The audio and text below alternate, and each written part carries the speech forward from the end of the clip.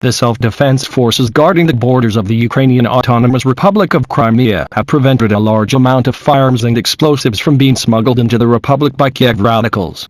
The Cossacks and Berkut troops at the road checkpoint in the Crimean Peninsula have confiscated explosives equivalent to 400 kilograms of TNT as well as grenades, rifles and guns, Russia TV channel reports.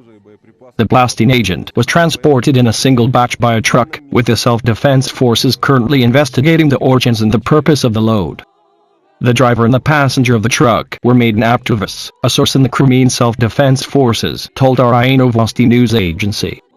They are citizens have LVIV in western Ukraine, Maxim Shepetilo, born in 1990 and Vasily Pusko, born in 1989. They didn't hide the fact that since December last year that active participated in making clashes in Kiev, the source said. One of the Berkut soldiers, who like many of his comrades refused to follow the order to disband from the self-proclaimed government in the Ukrainian capital, told Russia TV that the majority of the arms were seized from vehicles with Kiev numbers. The weapons are confiscated, despite many of its owners providing documents, which prove that they are state officials or law enforcement officers, he said. The self-defense forces have demonstrated to journalists a loaded Kalashnikov rifle, with the available evidence suggesting that shots were recently fired from it. They also showed a small-caliber sniper rifle of foreign design, saying that the weapons have such type have been frequently used by radicals against the police during the Maidan standoff in Kiev.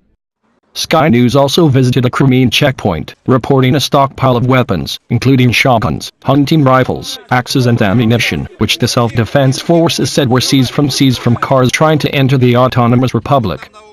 The checkpoints are installed to make sure that everything is in order here at the entrance to Crimea, that no one is smuggling anything that could turn our Crimea into another Maidan, Kiev's Independence Square, one of the guards explained.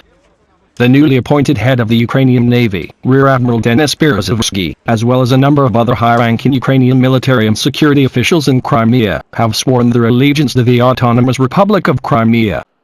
The people of Crimea began protesting after the self-proclaimed government in Kiev introduced a law abolishing the use of other languages for official documents in Ukraine. More than half of the Autonomous Republic's population are ethnic Russians who aren't fluent in Ukrainian and only use Russian language for communication. Crimea has long-standing close ethnic, cultural and military links with Russia, as part of Imperial Russia since the 18th century and then the Soviet Union in the 20th century. The peninsula's residents have announced that they are going to hold a referendum on March 30th to determine whether Crimea remains a part of Ukraine.